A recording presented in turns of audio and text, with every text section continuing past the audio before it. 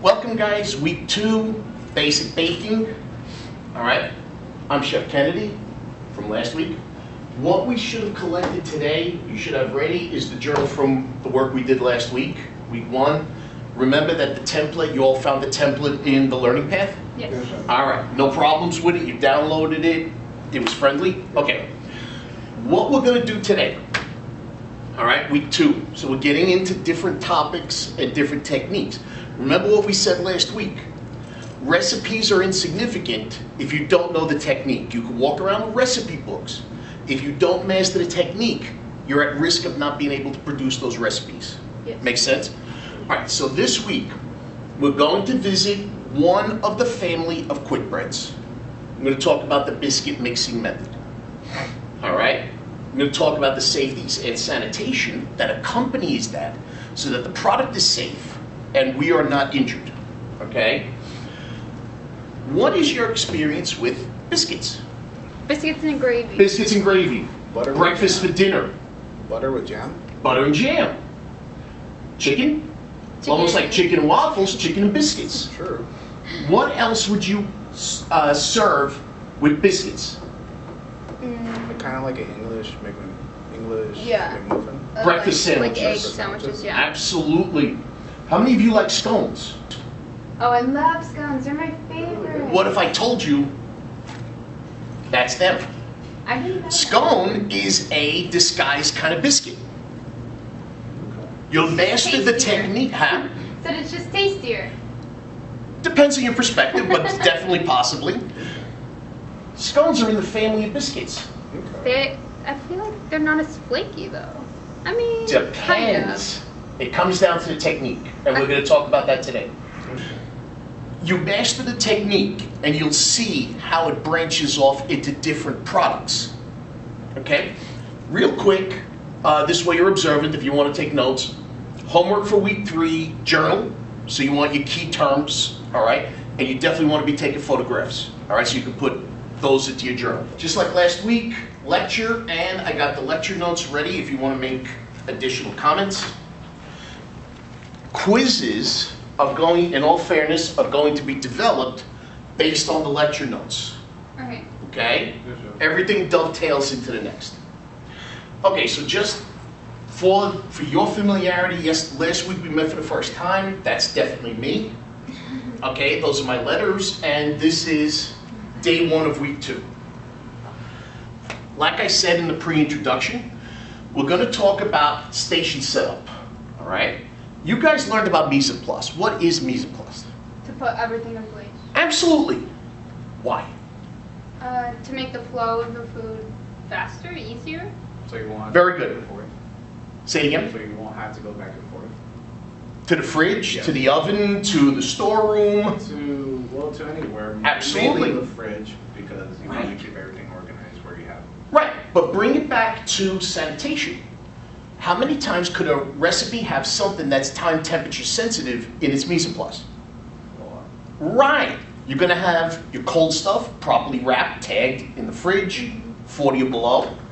Dry stuff, wrapped and tagged, possibly in a rack away from your bench. First thing we don't want is clutter on the bench.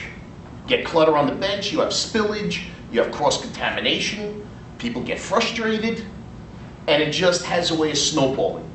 All right? We're going to talk, like I said before, biscuit mixing method. We're going to start with an explanation of what it is, why it works, and why we need it. And that comes to the expectations, what should the texture be? Think. Okay. All right? Reflect on what you have. Pitfalls. What happens if we choose not to do the proper technique? What do we get? All right? And what is a good and bad biscuit? And we could start with that in a moment, okay? Technique versus a recipe. What's the difference? What's the difference? You're shaking your head, yes. That would look so confident.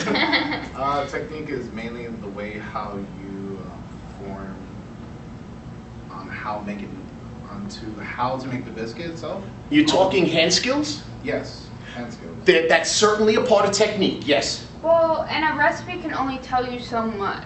They can only like explain it to a certain degree, you know? Ah! Whereas like seeing it is a little more explanatory, I guess. So even if I buy a really good recipe book, but I'm not familiar with the technique, and let's say I'm not using all the media at my disposal, I'm not going to YouTube, I'm not searching on Google for a video, I might not know fluently the technique, therefore that really good recipe book is not helping me.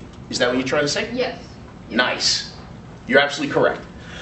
To answer you, to comment back on your point, if you know the recipe, can you ever really change the recipe? Yes, maybe. Cautiously. Oh, Right. I mean, because like too much salt, too much butter, like it's just, I don't know. It's based on the formula of that recipe. It's specific. Yeah.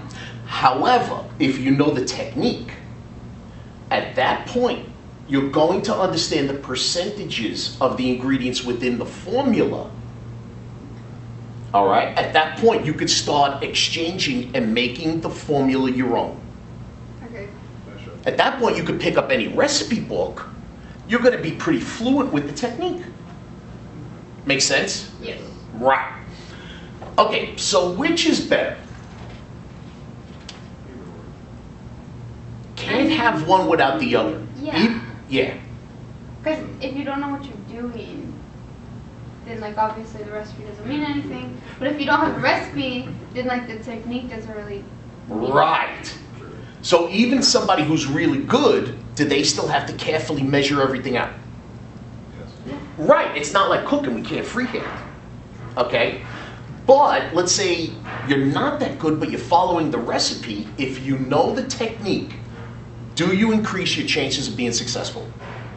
Right. Okay. Let's be sure you're in uniform for today.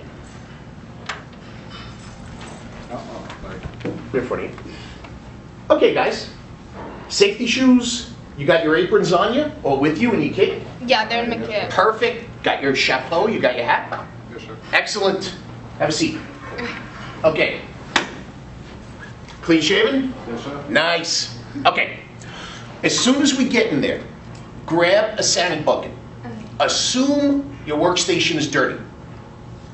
Give it a nice wiping down, sanitize it, just presume it's dirty, okay? Also, the bowl, the paddle, everything with the mixer, all right? Grab gloves, all right? Visit the hand sink, Of course. all right? You'd be surprised. How many contaminants would you normally touch from the time you leave your house to the time you get here? I mean, I just touched this desk and the chair and We don't know. the clothes and We don't know what's on there. Anything the paper. could have bacteria or anything on it. Steering wheel of your car. I'm sure you're all clean, but All sweat and door everything. handles. Door handles, yeah. So lather up really good, okay? Mixing bowl we talked about. Gloves, all right? We talked about possibly cross-contamination, right? What we could have touched coming in here, all right? Slow the trend. Now, we're going to be making the biscuit mixing method, which we're going to talk about in just a few minutes. We want to keep this particular dough cold. We don't want the butter to get soft and be absorbed into the mix. If the butter gets soft, we don't get fluffy biscuits. All right, so wearing gloves not only offers us a sanitary purpose, it slows the transfer of the heat from your hands into that dough. All right? So, what do we have to focus on with our mise en place? Can butter get into the danger zone? Yes. Absolutely, don't leave it on your table. We're going to be dealing with cream, buttermilk, dairy products. They got to stay refrigerated. Functionally to keep the dough cold, but for the safety sanitation purpose. All right? Work quickly, don't let the product spend too much time on the bench. All right? There's the safety sanitation thing, and there is the functionality of keeping it cold so we get fluffy biscuits. We're also going to be using pastry brushes. Why would a pastry brush fit into the safety sanitation part of the lecture? Meaning, Can there be stray little bacterias on a pastry brush? Of Yeah. course. Absolutely. Sanitize it before we start, okay? How many times have you used a pastry brush and little bristles came off? All the time. Foreign particle contamination, right? We want to be careful of that. All right, so let's get going. To the topic of quick breads, what qualifies? If you had to take a shot. Dinner rolls. Dinner rolls. I mean, not really, because you have to proof them, right? That's a yeast product. Okay. You just hit the home run ball. Pie crust, is that a quick bread? Pie crust is a pastry Oh, okay. crust. I don't think it qualifies as a quick bread because you wouldn't eat pie crust as pie crust. No. Right. So what are quick breads? We talked about biscuits, we talked about scones. Biscuits, scones. I'm not sure, Chef. All right, let's have a look. All right, quick to prepare. Think about this. You wake up in the morning, you want a hot breakfast. What's one of your favorite breakfast things to treat yourself to? That kind of is like a bread. Donuts. That's No, not a quick donuts bread. don't qualify as a quick bread, especially yeast donuts. Cake donuts, possibly. What is the leavener in cake donuts? Air, right? No. They don't have The chemical, the Chemicals, baking exactly. powder, baking Exactly. So, reasonably, let's just stay away from box mixes. All right? powder. Okay. Talking completely realistic. If I woke up, I came downstairs, I want to have breakfast, I could put together pancakes in about 20 minutes. Yeah. What about muffins? Absolutely. fried bread. Fry bread, sure. Can that be a quick bread? I would accept that. Okay. I like me some fry bread. So thinking about pancakes, waffles, biscuits, scones, what else can you think of? Well, I said muffins. Muffins, definitely.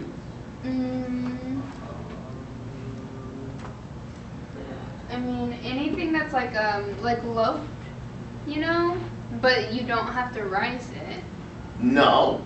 right? Let's have a peek. You ready? Waffles, right? Loaf breads, which you just said, right? Yeah. Muffins, you said. Are those scones? That is a traditional way of doing scones. Oh, Some people see them round like biscuits, some people see them already cut out as triangles. yeah. In some places you go to a bakery and it'll be like in a 6-inch or 8-inch round that is scored, like that. That's nice. And unfortunately, I'm sorry, that has raisins in it, I apologize. Biscuits, right? With honey dripping. Pancakes, we talked about. Traditional shortcake is actually part of the biscuit mixing method family. We've grown up, right, thinking that a shortcake is like a genoise or some type of fluffy cake. Yeah. No, that's it. It's like a biscuit almost. Basically, closer to a scone, and the only difference is there's a little bit more sugar. Oh, okay. All right? Scones. Cheesy biscuits, if you want to talk about savory. Mm-hmm. All right? Biscuits and gravy. All right? Have you ever seen little mini biscuits? And I'm talking about the size of possibly a soda cap. Yes. Once. Right. And sometimes they serve it on the side and you could sprinkle them in soup or stew. So they're the size of like an oyster cracker. Right? I've seen oyster crackers. Huh? I've seen oyster crackers. Sure. But mini biscuits. What do you do? Think about this. I make the biscuits. What do I do with the scrap? I don't want to take a loss. Yeah. Right? Reform it, punch out little guys, I'm good. All right? So let's take a peek here. They have to be light, tender, soft, melt in your mouth. If you bit into a biscuit, you come to my restaurant, even if it's in the free bread basket, you bite into it, it's crumbly, dry, chewy. What's your impression? The food isn't going to be very good. Yeah, It's not. yeah, I mean, it's your first impression. yeah, Sure. right? So you buy biscuits, you go to a bakery, you go to a supermarket, you buy biscuits. Is this all true? That criteria? What else are you looking for? Fluffy, right? Flaky. Light. Because let's be honest, if you're eating dinner and you got biscuits on the side, you do not want the biscuit to fill you up, right?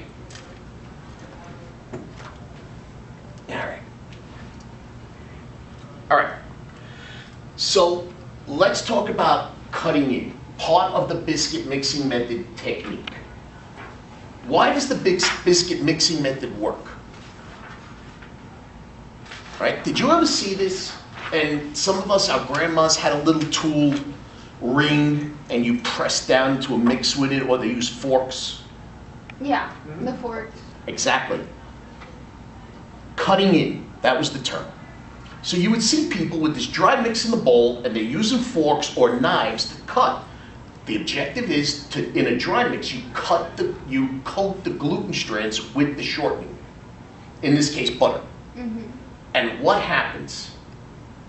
All right, literally this. Have a look. Get the lights. Literally, this is what happens. Biscuit mixing method. Here's my gluten strand, right? If I'm making a simple bread dough, I want my gluten strands to connect. All right, they connect. They're gonna trap the little air cells. The bread will, leaven. It'll puff up, it'll proof. I don't want this in a quick bread. I want it tender, right? Yeast bread is chewy. All those gluten strands attached. So what I'm gonna do is coat the gluten strands with the shortening. So they start looking like that. So, if they're coated with shortening, they're less likely to join up and give you that spongy, kind of chewy texture. That's appropriate for yeast breads, but not appropriate here. All right? Good one.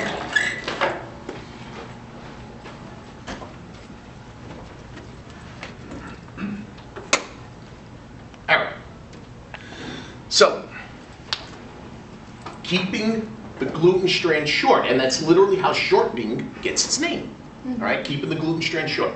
Inhibiting them from attaching, all right? The key to this, keep all your mise en place cold. Everything cold, all right?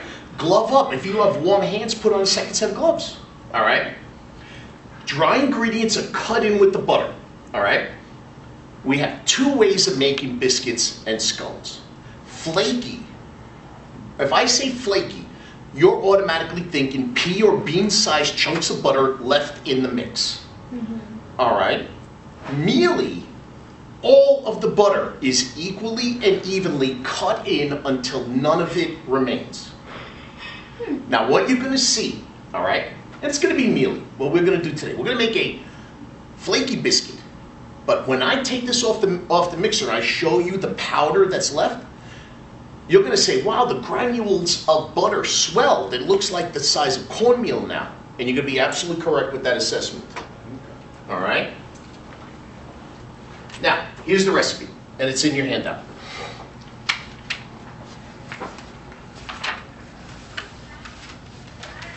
We got our dry mix, okay? All-purpose flour, 20 ounces. Kosher salt, ½ ounce. Sugar, 1 1/4 ounces. Baking powder, 1 1/4 ounces. All right? We're gonna sift it 2 times. What function does sifting have? Gets all the chunks out.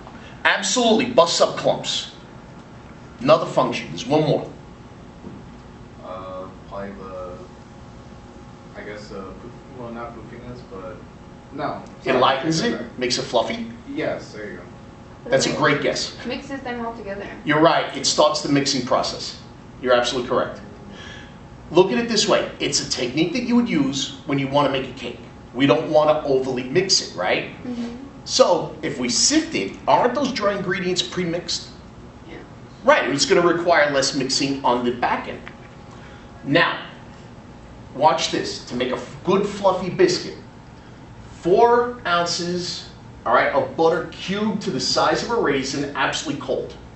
Now this is the first portion. We're gonna put that into the mixer with our dry mix, and it's gonna be equally and evenly absorbed. But this is what's gonna make it flaky. We're gonna hold back 4 ounces. That's the second portion. Add in second addition of butter, barely cut it in. You want visible chunks of butter, the size of a bean. All right? Now we have cold buttermilk, all right, 16 ounces. We're gonna take the mix out of the bowl. We're gonna put it into a larger mixing bowl so our hands can get in there. We're gonna toss in the buttermilk. And one of you could actually pour it in for me while I'm tossing, all right? So toss together until the mixture is moistened. We're not gonna knead it like bread dough. We just want it to be moistened and sticky, all right? Place on the bench and fold. We're gonna give it an envelope fold, all right? Why fold it, all right?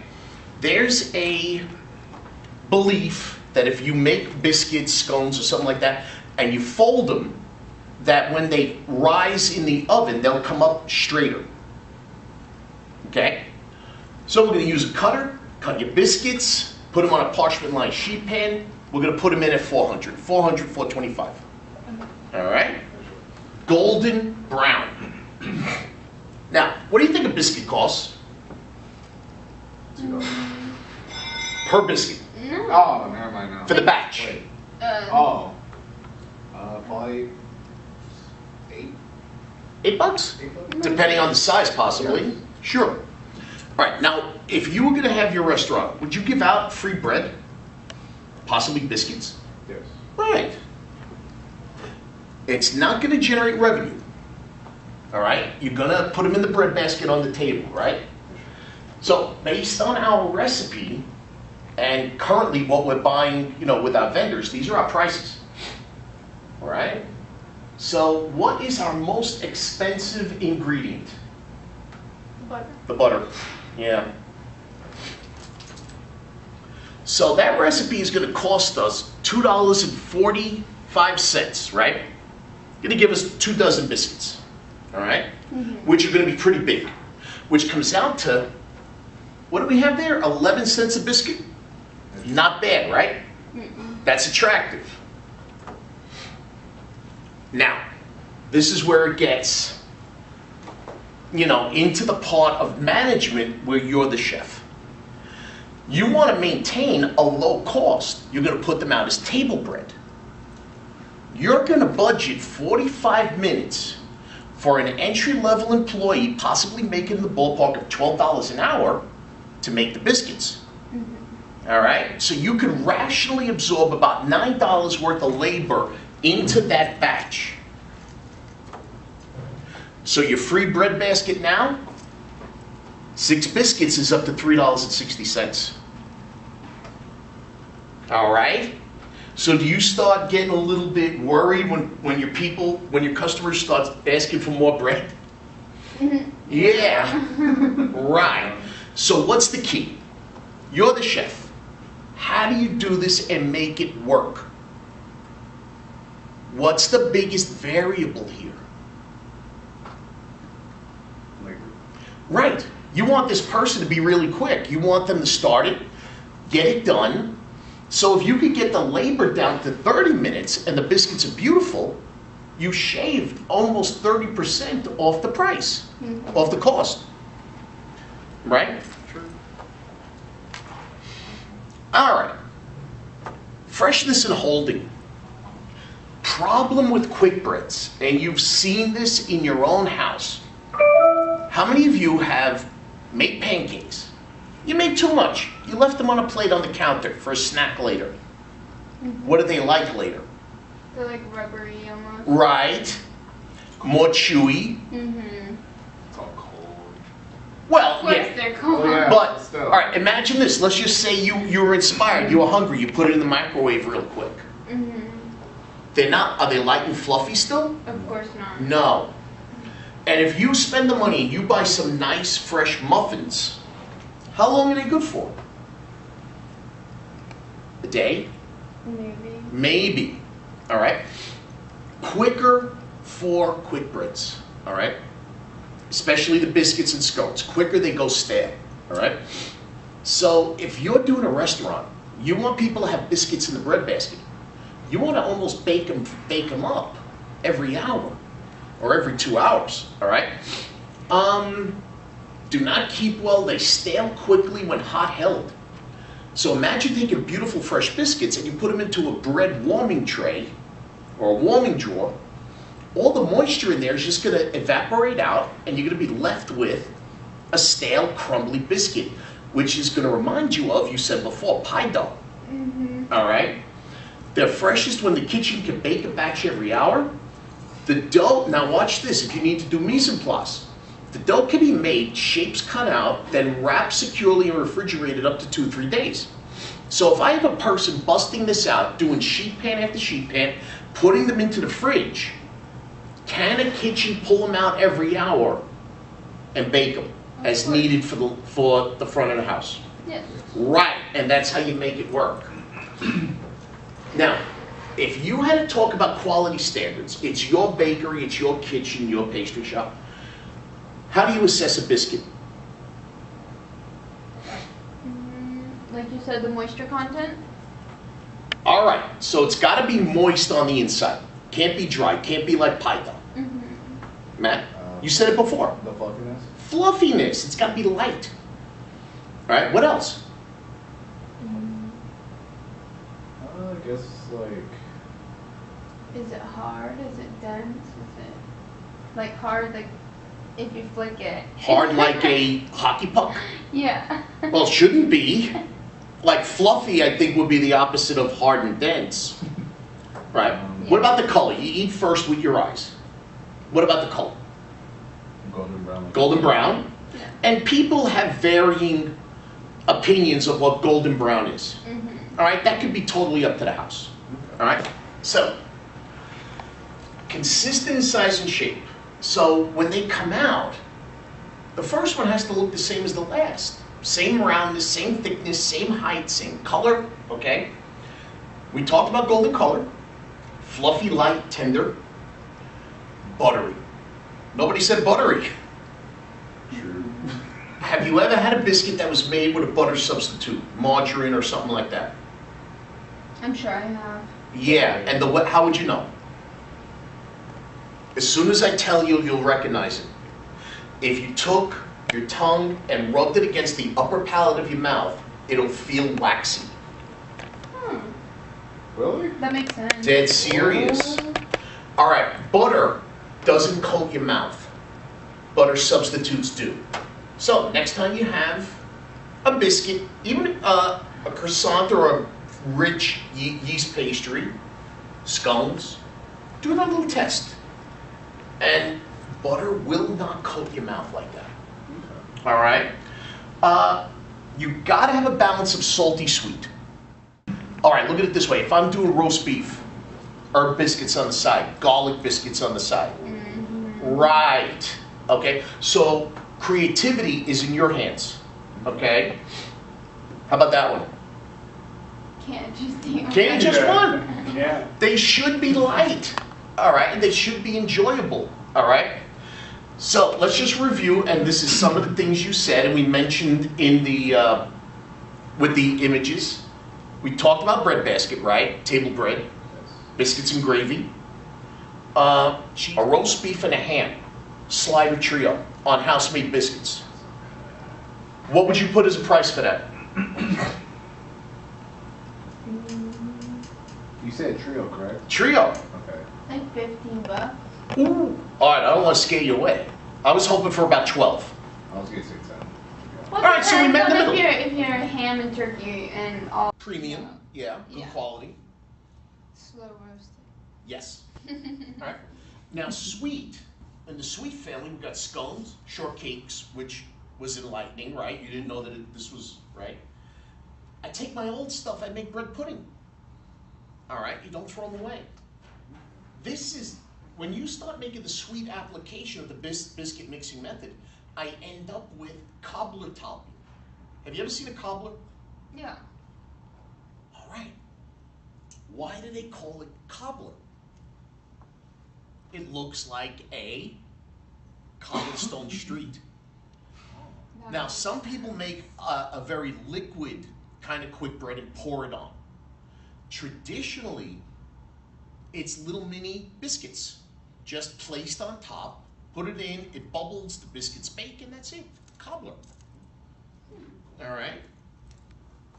So, we're also going to have a review, or an introduction, I should say, in piping. You guys did a little bit of that so far, right? Yes, sir. Yeah, All right. a little bit. First thing, and this is my pet peeve.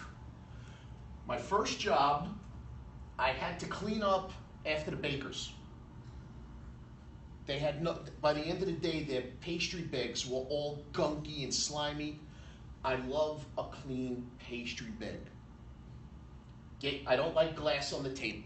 That's the only fault I have with this image, all right? So use some kind of vessel so the stuff doesn't come pouring out the bottom, and you could unwrap the bag, open it up, fill it. I like to fill it up, and I like to twist it in the center so that it fills my hand. To use this, you can't grip it properly. You gotta break the bag in half, twist it, okay? Then if you like, clean it, all right? Use your scraper and push it all in. All right, so what are we gonna pipe today? Shells. The most basic fundamental shape, but for some reason it frustrates most bakers, most students, all right? And I'm gonna show you a trick, and I hope it's enlightening. Where do we apply this? Generally it's the border of a cake, all right? But, look at it this way, savory. How many of you know shepherd's pie or rancher's pie? Yeah. What's it garnished with? Mashed Potatoes. potatoes. Right. Right. But you don't want to just get the crockery, put the stew in, and then just like take a spoon and just. You want to have a pastry bag. You want to make it look attractive, right? Shells, or at least nice, neat rosettes. Yeah. All right. And there's your rosette. Okay. And I'm going to show you a little variation on this. And the thing about piping is, as much as you'll practice, you'll never exactly be piping like I do. It's almost like handwriting. All right? I'll never pipe exactly like you. It's going to be somewhat different. So mine is slightly different than this. All right? But nice, neat, clean. And the most important thing is consistent. If we were to decorate a shepherd's pie, if we were to decorate a cake, you don't want all kinds of original shapes all around. It's got to look the same.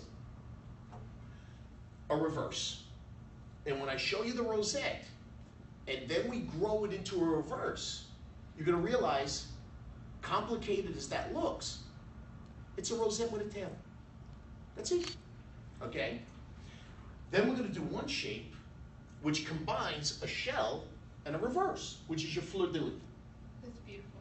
It's really not bad. It looks complicated and elegant, but it's actually really easy to do once you get your swing. All right? And then, as a treat, I'm going to show you how to do roses. The buttercream rose? Buttercream roses, yes. That's good, nice. All right? Okay, let's just bring it back. All right, so expect a quiz on quick breads, right? We're going to take a lot of the information from the lecture today. Okay. You all took notes, you saw the vocabulary.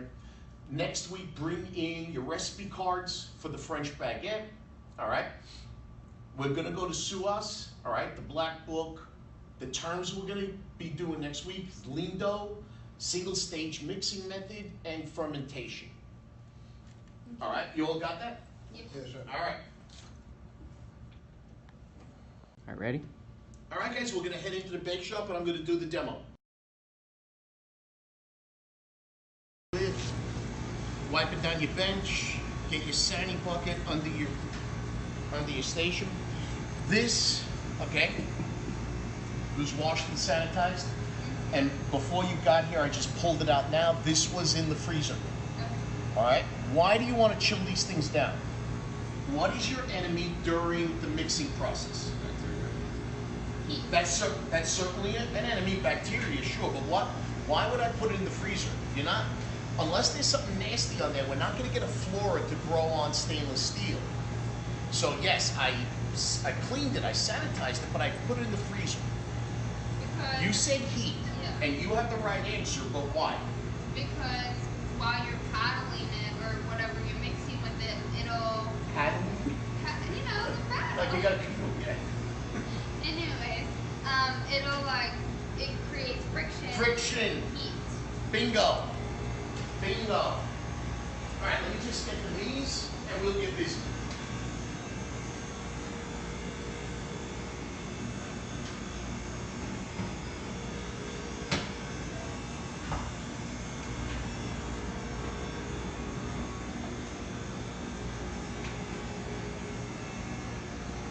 Let me grab your bowl. Or are you gonna sit there straight in No, I'm gonna do it onto a piece of paper. there? Okay.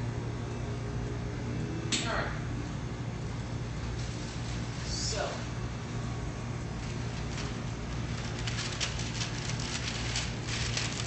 This is what you guys are going to be mise en placing. Okay, we have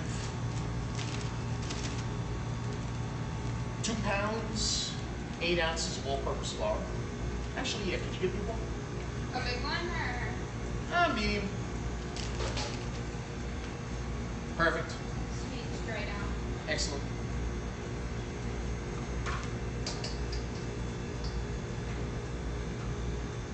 Alright, so I like to start the premix.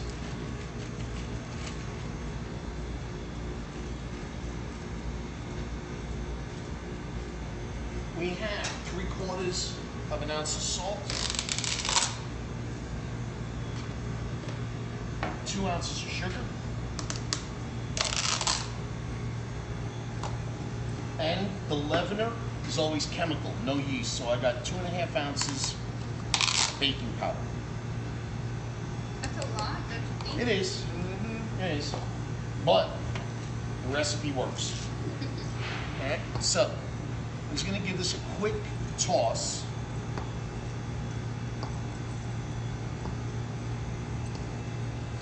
Alright.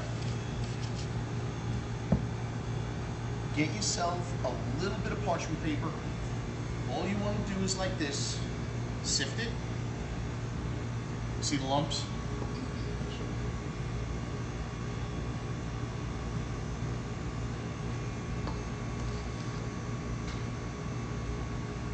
And we're lightening up the ingredients, but we're also blending them and we're removing clumps.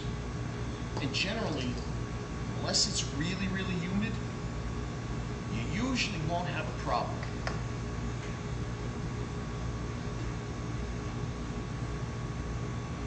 Humidity is kind of your enemy.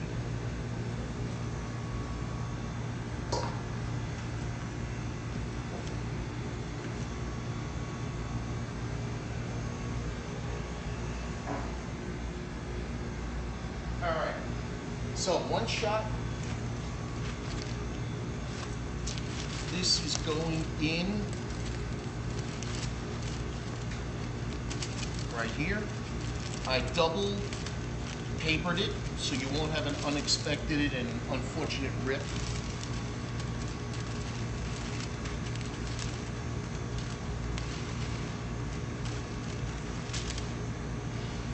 Okay, now I'm gonna bring this over here so you guys can see. This goes in.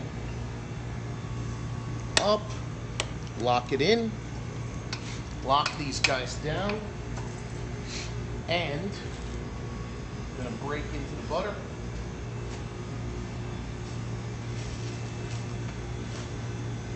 Is your buttermilk still in the fridge? It's in the fridge. Okay. All right, so this is a full pound.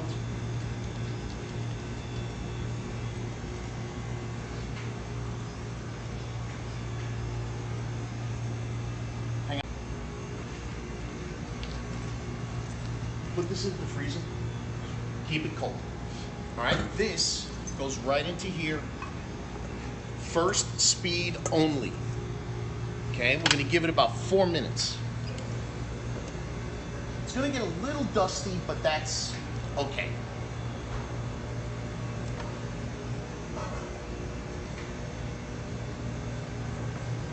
Now, let's just talk about this. Finished products. All right. Are we done with this show? Yeah. Thank you. You're welcome. Thank you.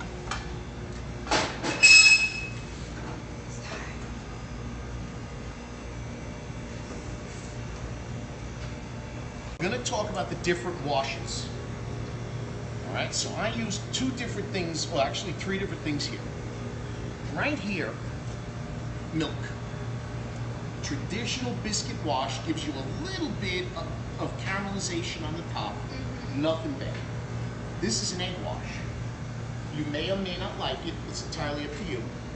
Now, if I'm doing a scone, milk, all right, plus granulated sugar. All right, so we have time while that is cutting in. So we're gonna have some fun.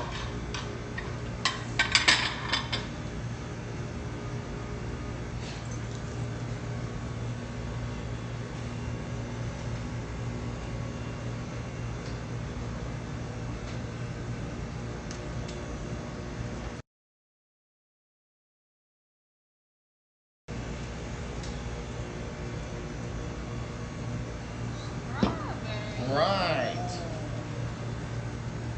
So, I like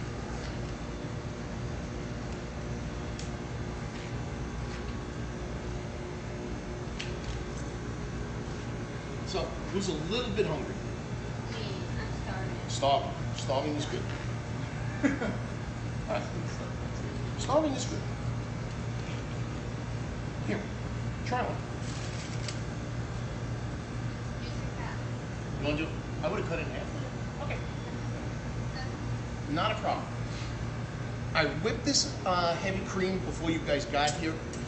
Very often what will happen is the heavy cream will just start wilting. You just need to bring it back. A couple gentle passes. It usually comes right back. Okay? This is nice. It's not bad, right? And got my bag. Better than Pillsbury. I would hope so. So, what are you looking for? You want to taste the nuttiness, the caramelization, the maillarding, The butter. butter, Definitely buttery. right? So, less, if we let it color, we let it caramelize less, you're going to get less of that taste. It would be almost as attractive as if you were to eat bread that has a pale crust. Do you understand? Yeah. All right? So it's not going to be as nutty, is that what you're saying? It's not going to have those layers of flavor. Oh. It's not going to happen. All right. Let me just get one thing.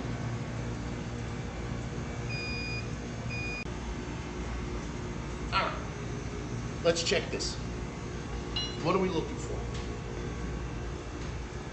All right, you guys washed your hands, right? Yes. Yes, sir. Okay, reach in, you'll feel nuggets of butter. Yeah. Right, we don't want that. We want all this butter equally and evenly distributed into the mix. Right? Okay, Yeah. so we're gonna give it another couple of minutes and we're gonna put this stuff together. Alright. Now, where people get frustrated and they end up doing themselves a disservice is they'll crank the mixer up to second speed to get it going. You're not gonna do yourself any favors doing that. But then it melts, right? More friction. You gotta go gentle. All right, here we go. So I'm gonna take these guys, which have the sugar on them. Is this just simple syrup or what is that? That is simple syrup with a tiny little bit of brandy, Oh, okay? one. I like this one.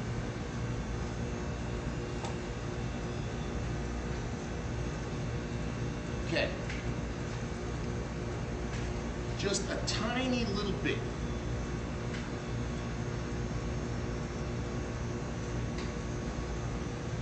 And you see how gently I'm touching it? The biscuit by itself is so tender, it almost wants to fall apart. Almost. All right? So, here we go. No piping tip, or is there a piping? I got a tip. Okay. All right? So, and I'm gonna build it up. You see the way I'm making a little well on the inside? Yeah. Right.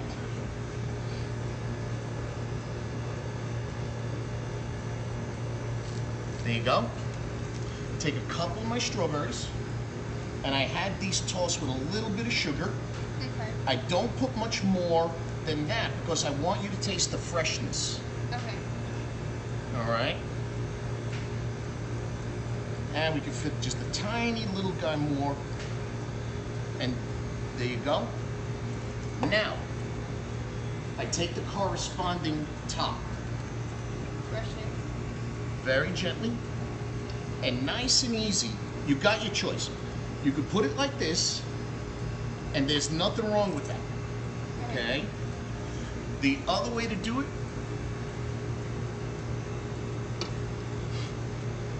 can you offset it just like that? Yeah. So Right. that I can see it more. Mm-hmm. So now, with only fingerprints on the plate, take a corresponding or non-corresponding flavor. I just, Complimenting. right, to complement. So I have a little bit of blackberry coulis here. Emphasis is on the dessert. So I'm gonna go really light with the garnish.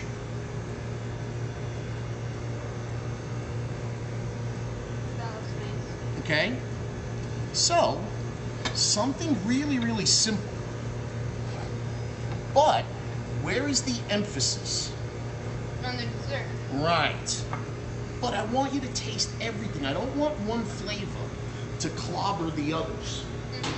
All right? So what I want to do is I want to get these things to the table, but I want them to be unveiled. I don't just want to put a bowl with bread in it. So, proper, napkin fold. And I can take these guys and arrange them in here nice. Okay? So now by doing this, we're containing the heat. And presenting them nicely. Right. So now they get to the table. Folks, do this. Out comes the steam, out comes the aroma. All right? Here we go. Put this right there. Dig in, guys. Dig in. Pick the pretty one. All right. Let's see how this guy is doing. Now, you notice I'm not reaching my hand in here until the machine came to a full stop, right? This will crush you. All right? Could you get me that butter that we put back into the freezer? Perfect. Thanks. So now it's the point in the recipe where we're going to add the second portion of butter, the second 8 ounces. All right? So we kept this really, really cold. And we want to reduce it to what size as a point of reference? What Pea size? size. Pea size. Right. Pea, bean, raisin. Raisins. Could be. Well, Back you don't to like those raisins. You don't like raisins. Neither do I. All right. That's going to take a moment.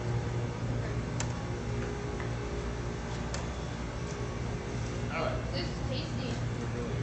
You still taste the butter. And Right. It's nice. It's light, fluffy, and there's different types of desserts. And that's why there's something out there for everybody. if I serve somebody a chocolate dessert, chances are they want to be really indulgent for the night, right? Of course. So if they really feel full at the end of the meal, they had their chocolate fix, fine. I gotta keep up something on the menu that works well for the folks that want to not be so decadent, you know? So I'm gonna put an emphasis on fresh fruits, a lighter, you know, dessert, with an emphasis on freshness. Make sense? Mm-hmm. Yeah. Now, what did we say the cost approximately was for this? Did we talk about that? No, we talked about the biscuit. Right. The biscuit cost you 11 cents. Yeah. This, with the whipped cream, with the coulis, with the berries, I'm bringing it in for about, I would have to guess right now, 80 cents. Maybe $1. All right? But you're gonna charge like 5, 8. 6. Yeah. Yeah. Okay. And the thing is, do people get this at home? No, I don't get it. All right. So, all set. Pastry bag with a start to it. Okay. Okay. Clean start to it. And I only put enough in the bag so that I could grip it. Everybody's hands being different. Of course. So for the shell, the common mistake, all right, is that folks come in and this is what they think they see. They go up and back, up and back. But that doesn't happen. That's not it, okay? What's gonna happen, what I'm gonna do is I'm gonna start piping. The cream will touch the paper and it will fold onto itself by itself. Watch.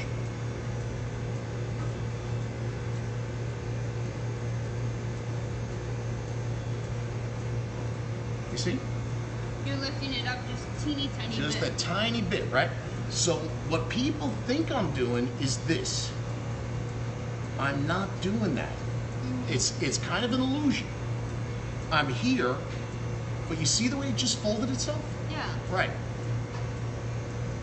And I give it the tail. And there you go. Okay. Now the rosette. This is important because you're also going to probably make bag cookies with this shape. Okay. It's going to begin and end in the same place, but it's not a ring. It's this. It should have height. It builds on itself.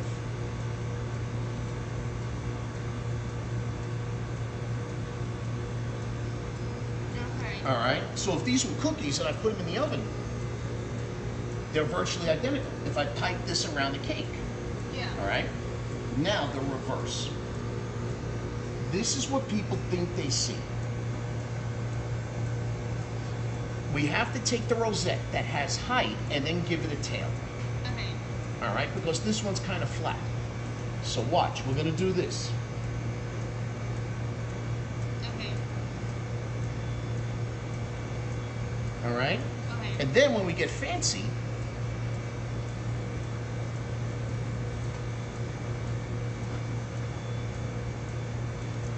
Okay. all right? Yeah. So now, just to get a little crazier, we're going to do a fleur-de-lis. So it's going to be a shell. Okay. And then you reset. Oh.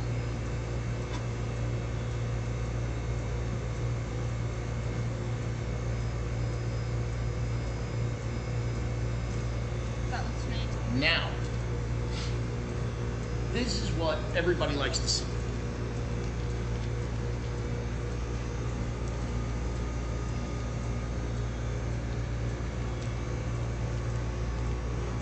All right.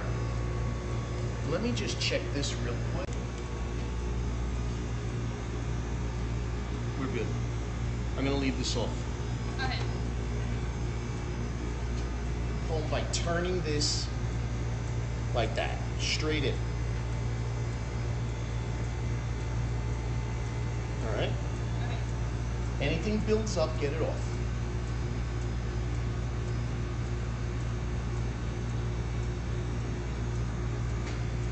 And I tilt it out. I start angling it now. Okay.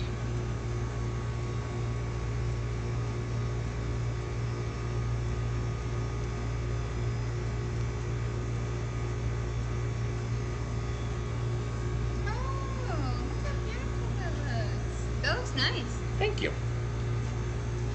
Can you see? Yeah, I was gonna get a close up.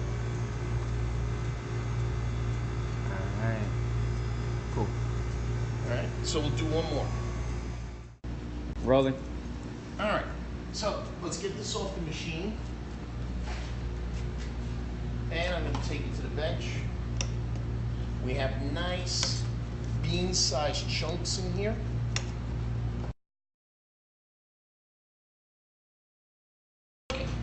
So what I want to do is I like to put it into a bigger bowl.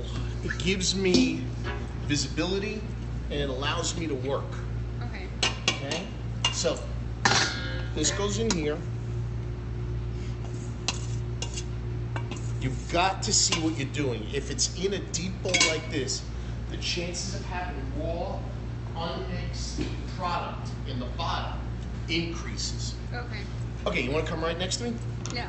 All right. I got my bench scraper. Okay. I'm gonna make a well. Confirm that I have nice pea or bean-sized chunks in here. Okay. Can you capture these? Mm-hmm. All right. Try and sift them so you can see. See? Mm-hmm. Yeah, that looks nice. Yeah. And I can feel them in here. Oh, got a bunch. There we go.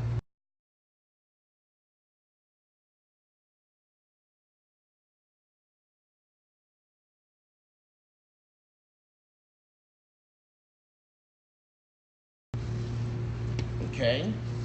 Okay. And we are done. Perfect. Now, you see the way I have no dust left in the bottom here almost? Yeah. I got a tiny little bit. And once I give this a quick toss, all that dust It's gone. is going to be absorbed. That's it.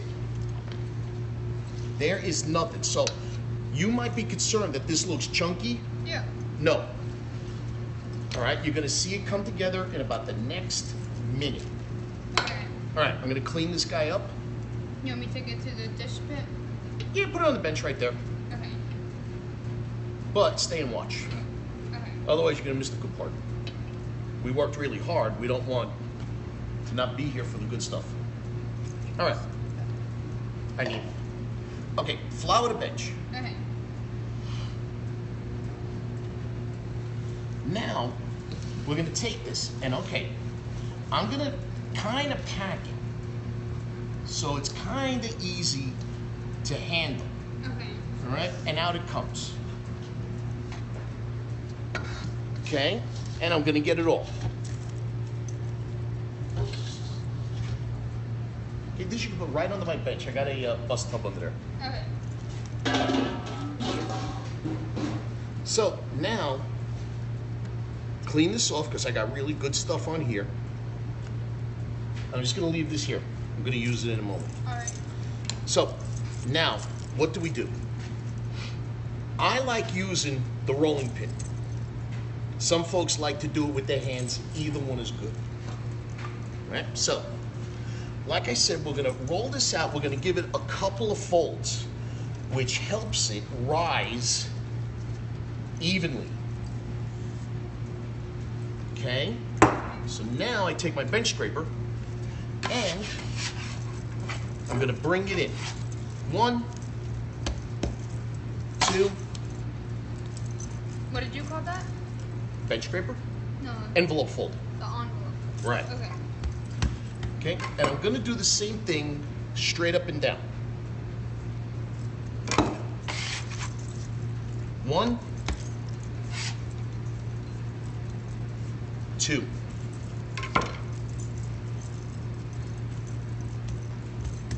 All right, now before I proceed, I'm gonna reflour the bench. Okay. Because now, this is showtime.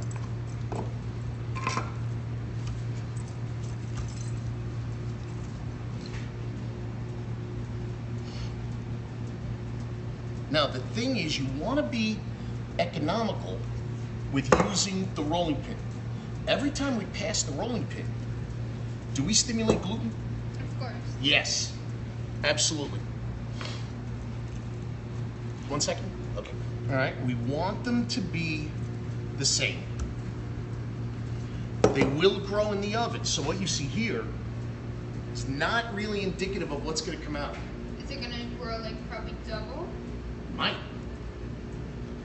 Okay, so that is a very generous biscuit. Oh wow. Right. Okay.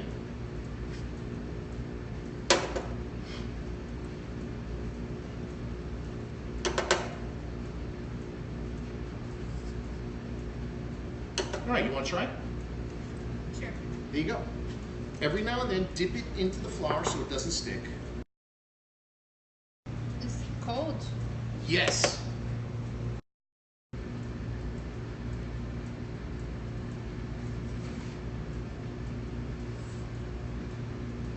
Now, if you think you're getting a lot of flour on the outside, we have It's one more. There you go. maybe. That's fine. You can probably squeeze another, possibly another 3. And then I'll show you how to take the scraps and put them back together.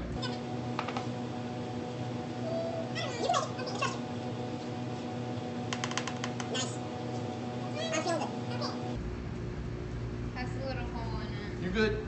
By the time it bakes, you're probably not going to notice that. Okay. All right, so take this. What you don't want to do is start kneading in a lot of the bench flour. So I'm going to grab it, take it to a cleaner part of the bench. I'm going to pat them together. All right, now bring them back here. Roll it out again. Roll it out, and I'm But going you to don't want to knead it do not knead it. because then it does the gluten. Right. So.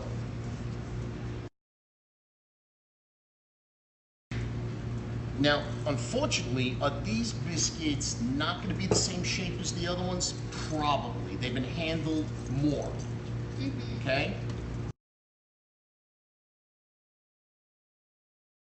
So about the same thickness still. Yep. So if I do like this, I'm just about there. Yeah. All right? If I pass them to you, there you go. Yeah, they're the same size. Perfect.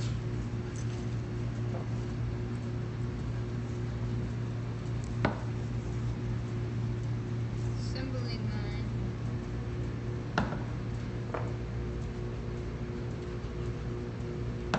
This is how you don't pay people as much. Work faster. Work faster. You don't have to work. You don't have to work harder. You just have to work smarter. Yes. All right. So, if I'm making biscuits tomorrow, I take this, chop it up really small, and then I throw it into the mix. But nothing gets thrown out. Okay. Okay? That's It's it. not gonna do anything. Before we put our wash on top, can you see the chunks of butter? Yes. Right? Right. And can you see the layers Oh yeah. in some cases here? Right. So what I'm gonna do is, let's say these 2 rolls will be milk. Okay. These 2 rolls will be egg. These 2 rolls will be milk plus sugar, which is what we saw on the first demo tray. Okay. All right? So, you want to do the milk? Sure. Now, you don't want it soaked. Really light. You see the way it's not pooling? Yeah. Right, that's what you want. So, what if you wanted a rustic biscuit? Would you put flour on top of it? You mean like sift it and sprinkle it? Yeah. Or no, is that not recommended? You know something? If your impression of a rustic biscuit has a little light dusting of flour on it, go with it. But I might choose to use rice flour. It's Okay. lighter, it's almost the same size grain, but it's gonna be really white. It's gonna look good. Okay. Yeah. But certainly if you want to use like bread flour or all-purpose flour, sure. And are you doing the same thing, just really light? Really, really light. Just enough to wet the brush. We don't need pools of it. Okay, do the milk, With the milk. Yeah. and then I'll sprinkle the sugar, and we'll get these guys into the oven. Okay. Oven is set, it's hot, and we're ready to go.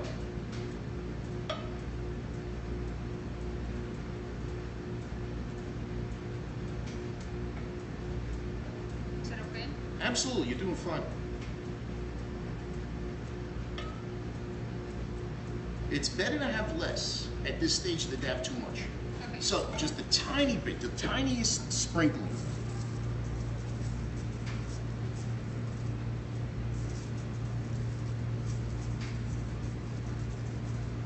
All right, into the oven. Okay. Into the middle rack? Or? Middle rack would be good. Give it a little tap.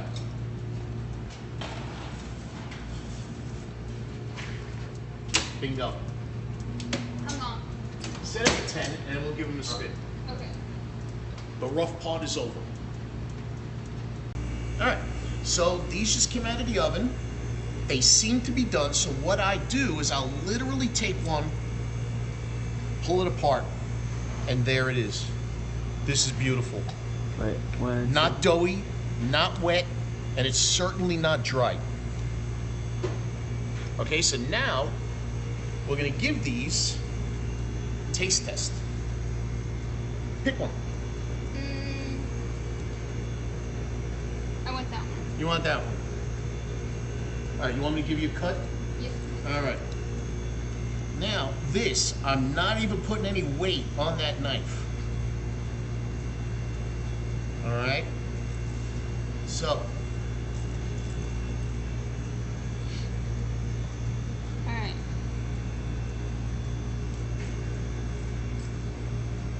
Smells yeah. super buttery. So what we're gonna look for, do we have nice, even, consistent golden color?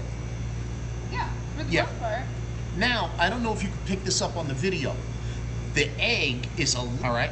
The milk, it caramelized, but it's not shiny. Yeah. Can you see the difference? Now, some of these guys are flaky as all get out. You could absolutely see the flakes. You know, so let's take a peek. I'm gonna pull one apart. So what did we say? And you can see the voids, you see these empty spaces? The best way to do this is with a pen.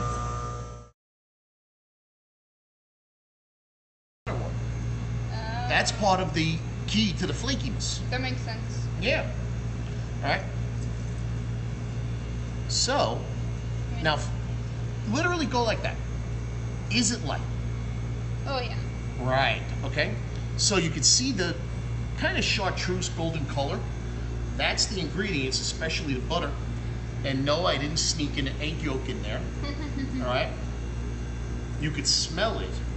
Now, you want to taste the caramelization of the outside. A little bit nutty. Balance of salt. Balance of sugar.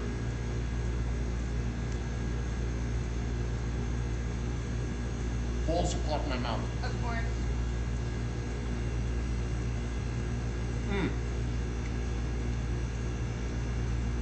Wow, that is tender. I mean, that is Oh, not. yeah.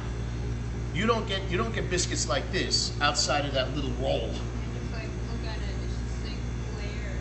You see the layers? That's it. It's nice. And I think folks that have never done it before, they are intimidated and they think it's going to be a lot of work. But it's actually, Like nothing almost. yeah. And the thing is, if you had to do this every day in a restaurant, wouldn't you stay 24 hours ahead so these would go into the fridge, be nice and rested, pull them out as you need them, wash them, get them into the oven as needed? I mean, seems easy enough. It does. It does. So, biscuit mixing method. Tell me real quick. What can you remember? Okay, so first, all the ingredients are cold, Good, including the bowl after it's washed, of course. right? And then you put the flour, sift it like 2 or 3 times. With what? Flour?